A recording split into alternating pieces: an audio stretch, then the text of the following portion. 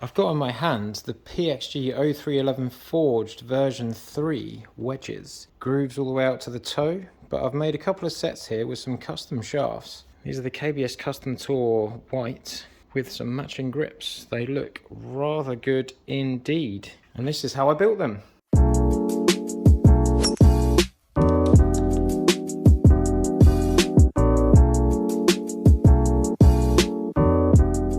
I've got some brand new wedges here. These are the PXG 0311 wedges, full face, so the grooves go all the way to the toe. These are brand new. I am a PXG account, so I have a component account, so I can order just the heads, which allows me to put some sexy shafts into the clubs. So what I'm going to do on these ones is I'm going to go red and white as a theme for these ones. These shafts are so cool. These are going to look awesome. So I've got white custom shafts with the red label. I'm going to go red and white in the heads to match that up. And then I'm going to finish them off with some Golf Pride MCC white and red grips. I think they're going to look absolutely fantastic. First thing I'm going to do is change the paint. So we've got the standard lettering in here in the black and the black.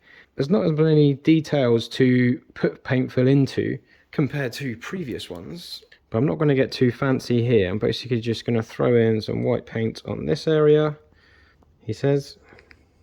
There we go.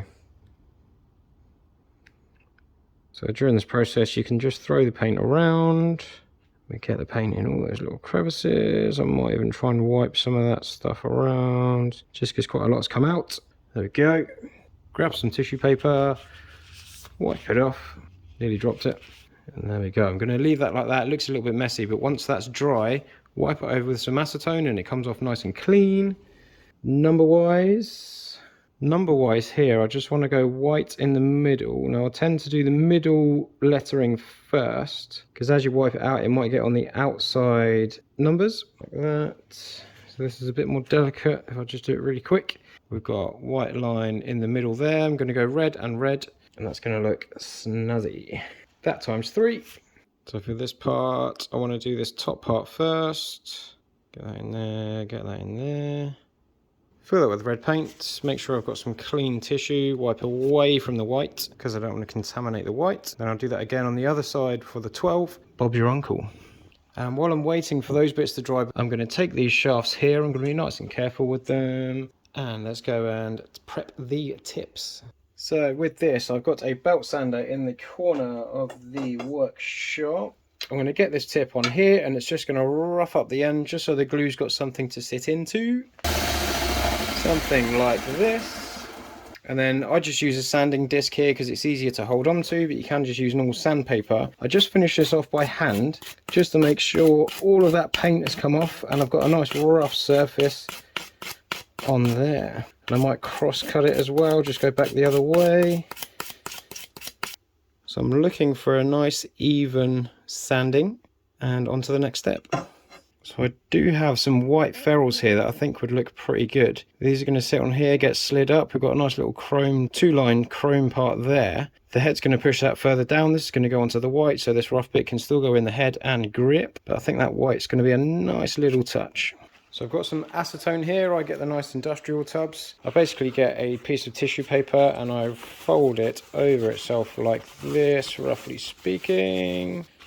Straighten that off, gives me something to put on top. Shake onto the cloth, and with that I'm just going to wipe off the excess paint, which leaves us a nice clean white finish, which looks fantastic. And I'll turn it over the other way and just have a go at the red. I don't want to push the red into that white middle part, so I'm just going to be a bit more delicate with this one. Unfold it so it's nice and wet still, and go there.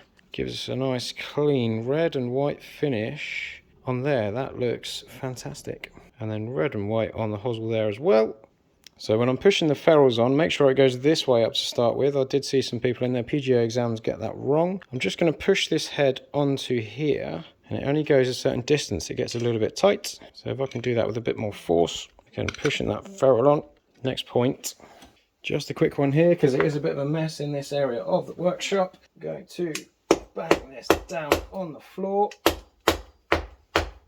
I can use something like this to poke into the head and see how far it can go in. Put my thumb on here and then I know how much I need to fill. So on this shaft here, I've got quite a way to go.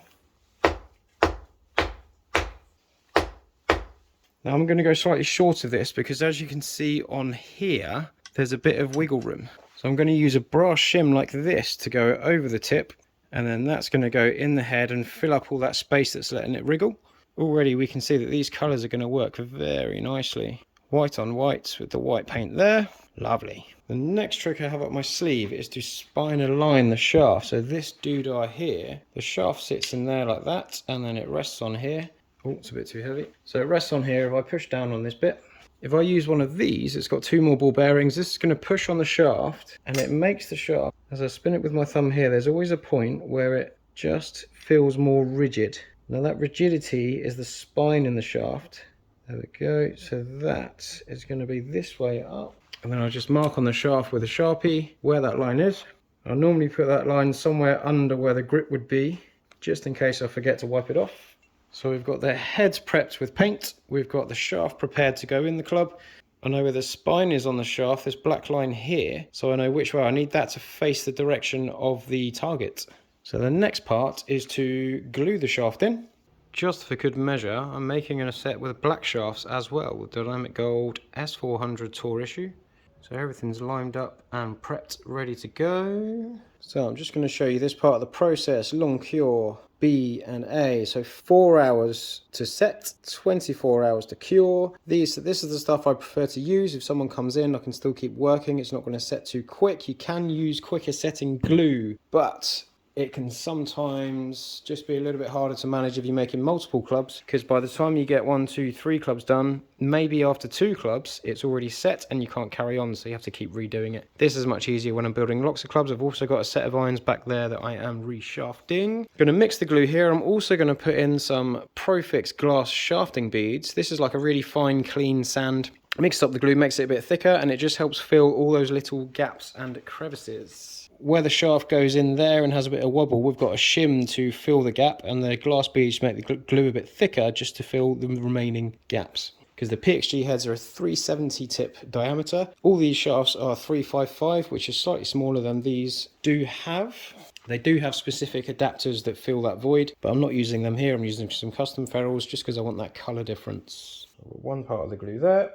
Equal amount of the second part, sometimes called the honey. That goes there. Sprinkle this on here. But I just kind of do it by feel based on building a lot of irons. Building a lot of golf clubs, sorry. So I've just sprinkled that on top there. I'm going to mix that together now with the classic golf tee. Mix, mix, mix, mix, mix. And I sometimes try and just scrape a load off and fold it over itself. Right, so let's show you what we're doing on this one. First thing I do is I fill up the hosel, and I might just get a big loop to drop in there. Go in, and I make sure I'm trying to get every little bit of surface area inside. I go round as I go up. So with this, I just want to decorate the whole tip. Make sure I push right down to the ferrule. There we go. I'll make sure that I dab the end as well. This is where I put one of these shims on here. I'll rest that over the top, making sure all of the arms are on the outside of the club. And then I'll do the same thing with the glue, where I get it on the top and all the way down, just so there's every arm has every millimeter covered in glue. Lovely stuff. Head goes here. I'll twist it as I put it on. Bit of excess there. I'm turning it around just so it doesn't drip. And I'll use the T here just to scrape off the excess. There we go. Right, then I go and bang this on the floor to make sure that shaft is pushed all the way in.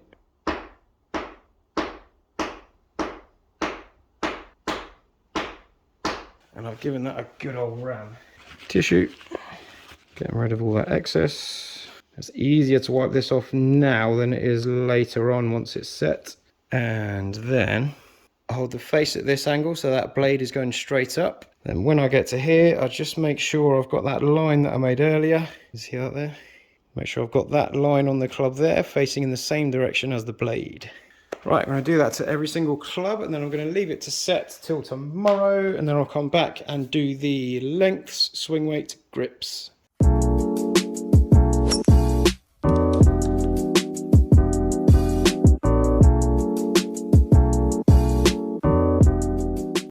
So I'm at this stage where the shaft is rather long and I'm just going to cut it down to length. So I'm going 35.5 with the 52, 35.25 and then 35 down to the 60. I put it in its playing position. I put the ruler under here. I find the length that I want and then I mark it with a Sharpie on there like that. And then with this pipe cutter, I like these ones because they spin a lot. I'm going to cut it just on the outside of this mark because I'd rather cut it slightly too long and reduce it down, because if I cut it slightly too short, I can't add the length back up very easily. So just on that black mark that I've made there, like I say, just above the black mark that I want there, and cut away. There we go. With a nice fresh blade, it's much quicker. When that gets blunt over time, you can stand there and rely on the pressure to push into the shaft. When you start taking too long to cut it, just get a fresh blade in there. Bish, bash, bosh, bish, bash, bosh. All cut to length. So this is a swing weight scale, and I want to see what swing weight they're going to come out with the grips they're going to be built with. So not just any random grip, because the grip can change the swing weight. So I rest this in here and I slide this along until I get it balancing right here. So that is looking very good. If I put a banknote on there, it falls out of scope. So it is a very sensitive part of the process. So I'm either going to need to add weight this end or this end to change what the swing weight is, because sometimes they can come out heavy, sometimes they can come out light. This one, for example, is looking like D3.5.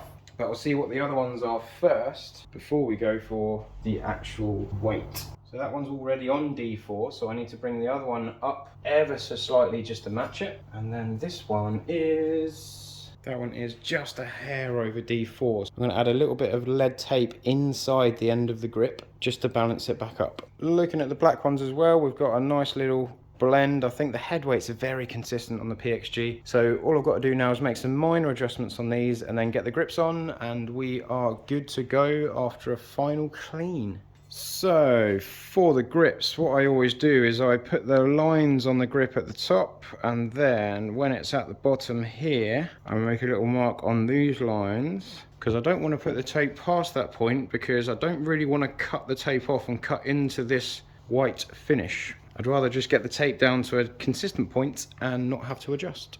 Double-sided tape. Now my workshop's a little bit messy at the minute, I do apologise. I've got some magic grip juice, which is white spirit or terps. Spray this onto this tape. That goes on the tape, it goes in the grip. Whatever's left in the grip, I drip onto the end mostly. This goes on here, get it over the end, push, push, push, push, push, don't stop. Bob's your uncle. And then I dry it off. Lovely. Oh, that colour looks so good with the shaft. Red and white grip, red and white label. Absolutely fantastic. So once I've done this, I line it up with the head. This is on absolutely sideways, so I twist it round.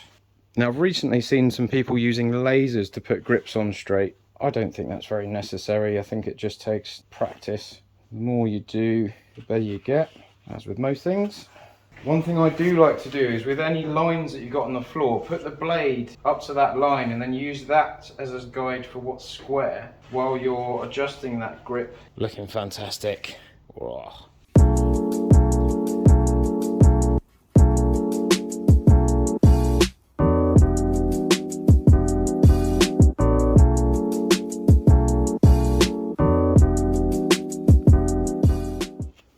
Here we have the finished products. White detail, red detail, matching those sexy shafts, and the grips to match as well. I've also got this other set, black and gold, with the dynamic gold shafts, black finish. Coming up to the heads here, I haven't finished cleaning out the paint yet, but we've got that black and gold paint job.